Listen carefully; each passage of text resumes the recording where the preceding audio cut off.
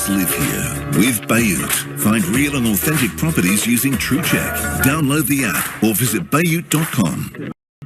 Look, you don't need to look far to find yet more eye-watering real estate headlines around town. Dubai recording over 4,000 new real estate activities in the first half of 2025. Investor demand surging.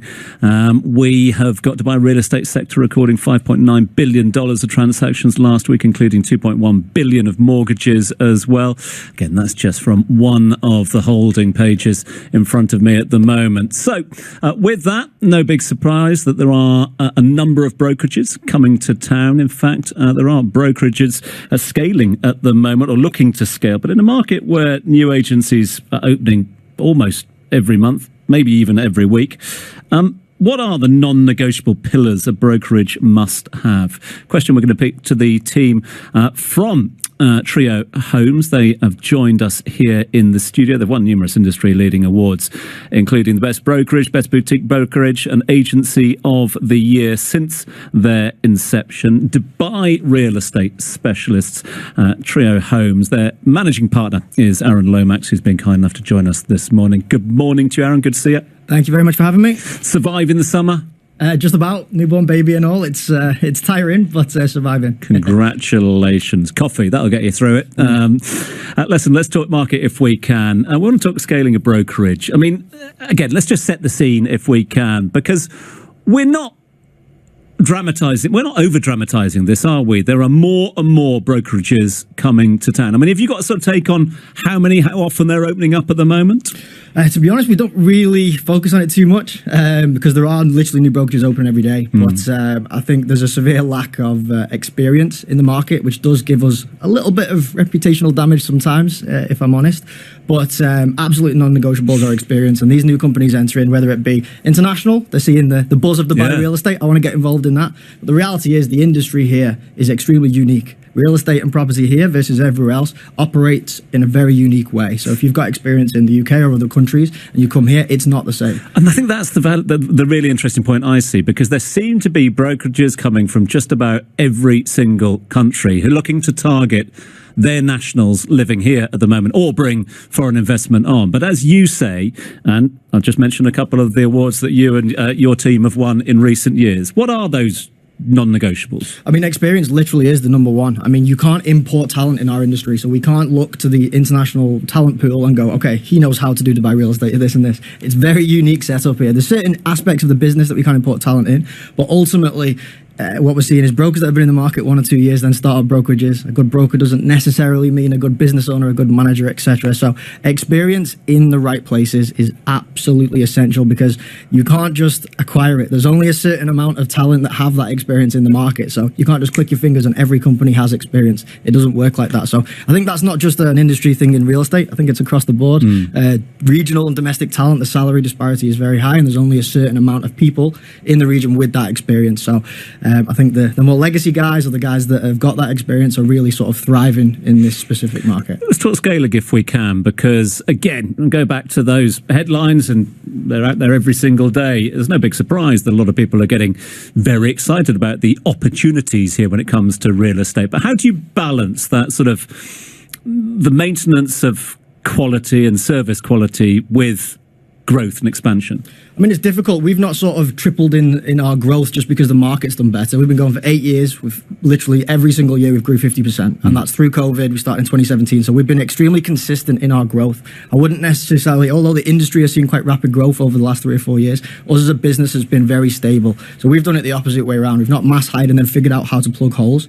We got the right teams in place, and then we chose to hire. One of the issues with rapid growth is, and a lot of companies are struggling with this, is they have a 1,000 square foot office and then they fill it, because we're a very employee capital rich business, right? Yeah. Then they need another 1,000 square foot. They can't just go fit out 2,000 square feet. So they end up having 5, 6, 7 different offices. Makes the company very fragmented. Whereas we were adamant we really didn't want to do that. So we spent 2 years building out 26,000 square foot of literally flagship space with an auditorium, training auditorium, full-time training manager, a gym, ice baths within the office space. So we thought that one of the key pillars to grow organically was literally to keep it all in-house. That was a non-negotiable for us.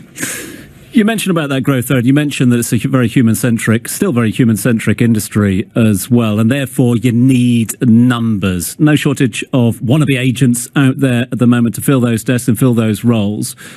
What do you look for when recruiting new agents? I mean, it's a very human thing, this, because we can provide the experience in the training and that. So for us, it is very much about the individual people. So we're not looking for someone that has this hardcore sales skills and stuff like this. We're looking for people. We're looking for humans, and we're looking for people that fit with our people. So at the end of the day, I'm trying to create a very good culture. It's not necessarily I think they're going to be amazing in the sales side of things. For us, real estate is a human interaction, especially when you're dealing with end users. It's a very emotional thing. So people who can deal with people very well, can understand the emotions of it.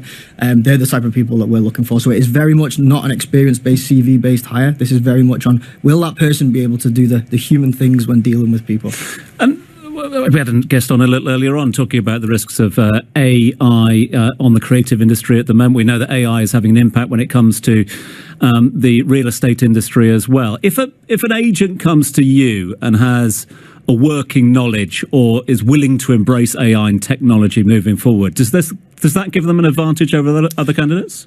Not necessarily, no. So I think that burden of that comes onto us. The technology is there, the AI is there, and every industry and every founder right now needs to figure out the use cases for it. We're spending probably 50% of our time as founders on the technology and the implementation of it, because we know how powerful this is, and it's just about figuring out the use cases. I don't think that is on the burden of the agent. I think that is on the burden of the company. We have retained AI consultants, and we are doing some very, very, very cool things. I think the industry as we know it now, in 6 months' time, even within our four walls, is going to look extremely different, but the burden of that is on us. With such a fast evolving market, does the culture within the company, does the Treo Homes culture or other cultures, does that have to evolve as well? And do you have to sort of consider what your brand is in the market, again, with things moving so quickly? Well, exactly. I mentioned before, real estate has a reputational hoo-ha sometimes about it. So for us, that is our paramount North Star when it comes to the culture and how people speak about us, whether it be in the industry, whether it be other agents in the market. So for us, our ethics and our morals are absolutely paramount, and that relays into the hiring, etc. So for us, the culture, and life's short at the end of the day, and especially in a very competitive industry, choose your company wisely. Culture matters. Can we talk about that competition as well? Because the competition continues to rise, as we've just highlighted there, with more brokerages coming along.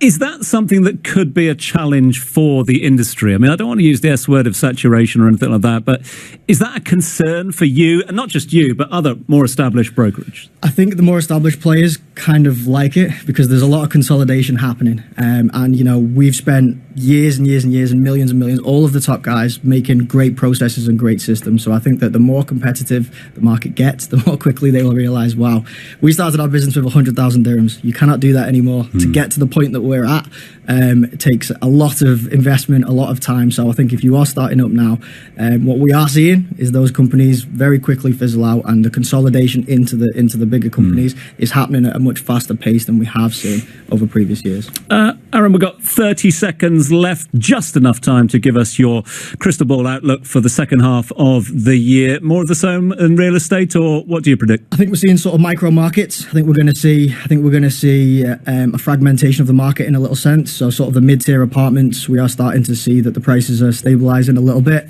But I do think that in the villas and townhouse segment, typically speaking, I think we'll see more of the same. Aron, good to chat with you. Congratulations again on the new addition to the Lomax household over the summer months. Managing partner at Treo Homes, Aron Lomax. Thanks for joining us.